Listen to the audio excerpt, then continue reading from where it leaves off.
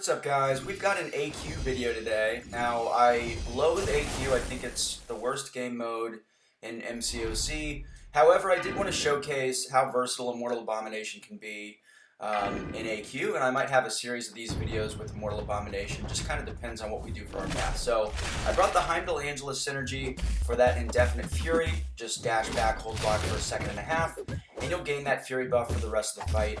I am running Caustic Temper in Section 1, and then I've also got Caustic Temper in Section 3. That requires you to have at least a Fury buff and be poison immune, or, you know, poison resistant, of course.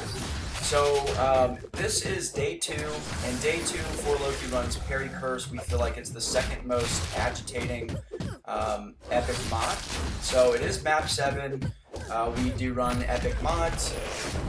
And this is Parry Curse. So I don't really want to parry in my first fight.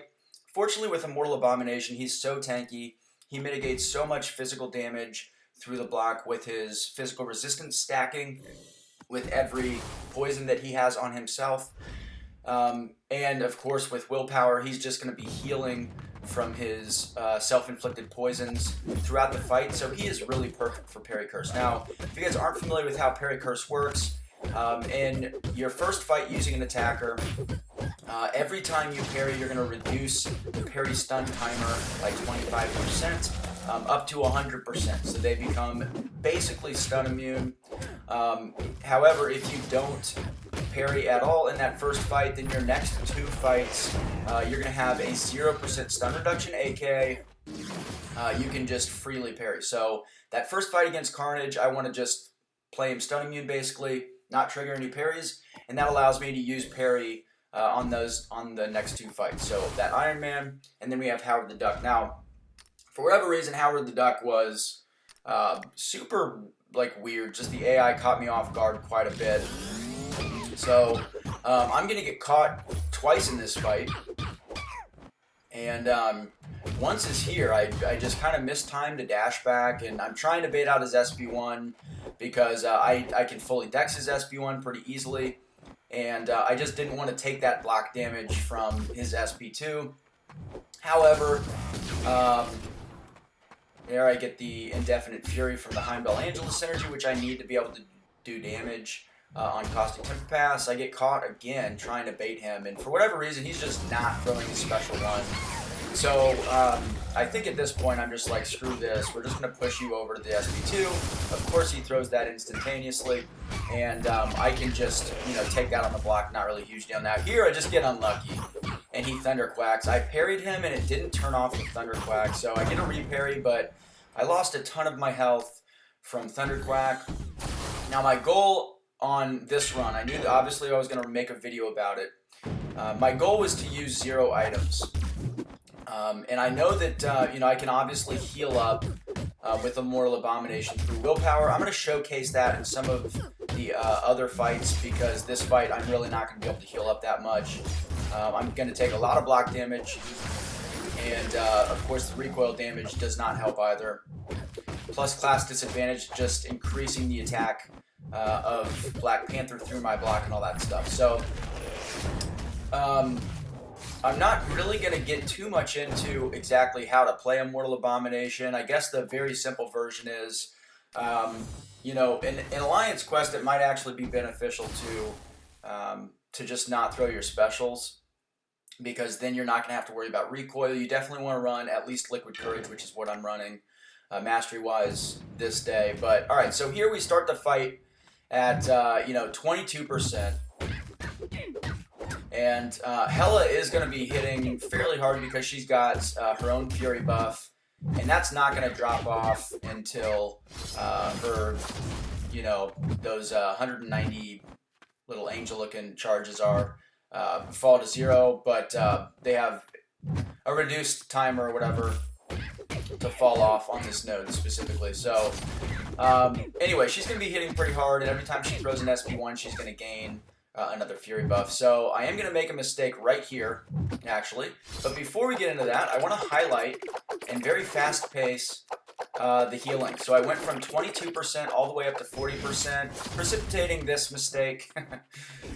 Pretty typical.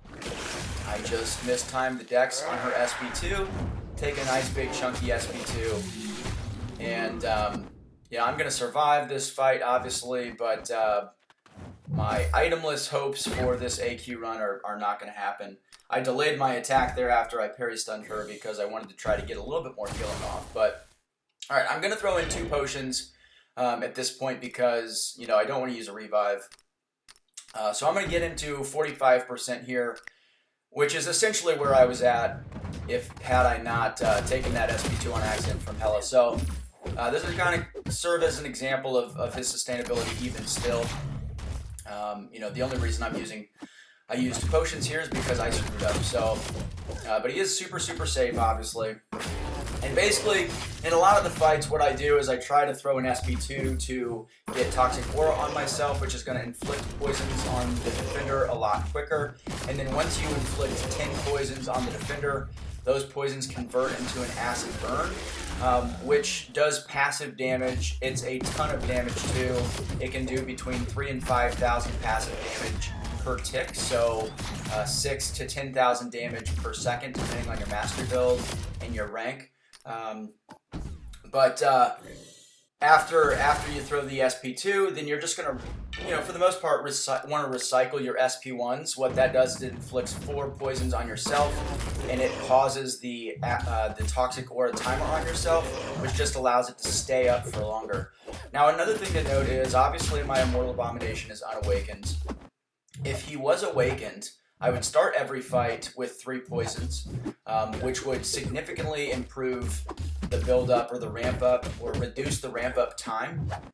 And then the other thing to note is the potency and length of the acid burn effects and the poison effects is extended. So if you do have this guy awakened, he's going to do a lot more damage, or not a lot more, but he's going to do a pretty decent chunk more damage. He's also going to do that damage more quickly, and you're going to start every fight with immediate willpower healing because you're going to have those 3 poisons on yourself. So he's going to be more sustainable. He's just overall a better option, and for Alliance Quest, you know, the Awakened ability is going to be really helpful for you. So, all right, in this fight, I don't think that I'm going to throw any specials because, number one, I don't want her to... Oh, there I go. I throw the special after she... I'm kind of stuck in the corner at this point, so I need to, but... Alright. I lost some health from recoil there, but pretty standard. That second path, by the way, was... Major League, I believe is what it's called. So if you're using a large attacker, you're going to deal 15% more damage. If you're using a medium or small attacker, you're going to take 200% more damage from the defender. So iBom is obviously very good for that path. And then this is Caustic Temper yet again. And our first matchup here is Ghost Rider. Ghost Rider can be a little bit annoying if you're using the standard Caustic Temper attackers like Captain Marvel movie or Hyperion.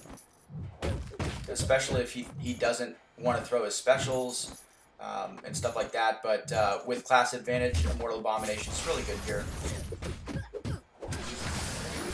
So I throw the SP2, I inflict Toxic Aura on myself. You see I'm kind of glowing there.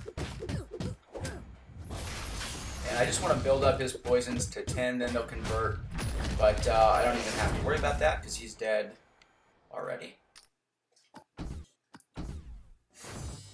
And then I've got 3 more fights here. They're all 3 tech champions, and the middle of these champs, the second of these 3 champs, is actually a robot. So you know, we can kind of talk about Immortal Abomination being actually a pretty good option there, and a pretty cost-efficient option for you. So this is just a standard vulture here. There really is nothing to this fight. Occasionally he might miss your attacks or cause your attacks to miss, but I'm going to get off the SP2. And I want to try to bait this SP1, and then I want to stay as close to him as possible. There you see he gets almost. And yeah, I'm going to kill him before he can convert those poisons into acid burn.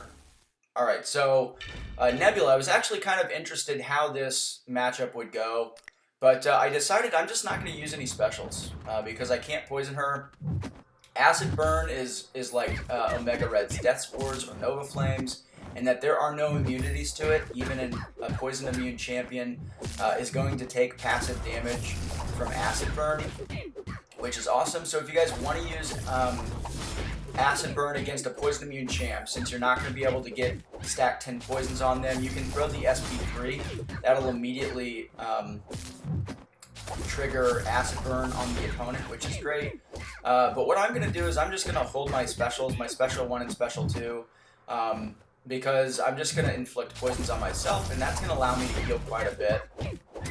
At the end of this fight, I am going to we're going to replay this fight at hyperspeed, just so you guys can look at my health meter and see how much healing I got from this fight. But it's pretty significant. And again, if I wanted to inflict Acid Burn here, I could just throw an SP3. There really isn't a reason not to. I think I'm just trying to not end this fight quickly. I actually want this fight to go on a little bit longer so that I can heal as much as possible. And if I were to throw the SP3 and inflict Acid Burn, I would kill her a lot quicker, which is just going to, you know, take away some of the healing potential that I've got from this fight. So here, I'm just going to go ahead and end the fight. I got all the way up to 69%, and here you guys see where I started at 48%. So the more poisons Immortal Abomination has, the more the healing is mitigated by the poison factor. But still, we're able to heal up 20% of our health just from willpower alone, which is pretty cool. And then this is the last fight of this Alliance Quest day. It's a Star-Lord, super easy stuff. Just need to back up, trigger that passive Fury for Caustic Temper, or that Fury buff, excuse me, for Caustic Temper, and now we're good. We're good to go. And there, just take a little bit of a heavy, take a little bit of a combo, just to make things interesting. I get into so much trouble with myself in all game modes, basically, when the defender won't throw a special willingly. This is my last fight, so I'm not too concerned about recoil damage. There we go. We take another one. I believe that this node has energized, or not energized, but the one where every special is only half power. Anyway, that is the run, guys. Let's take a look at the item expenditure. We finished the day with having only used 2 items, those 2 items from the hella mistake that I made. But that's it. I hope you guys enjoyed. Leave a like and a comment. Subscribe if you haven't already. And if you have any Immortal Abomination specific questions, put them in the comment section. I'd be happy to answer them for you. All right, I'll see you in the next video.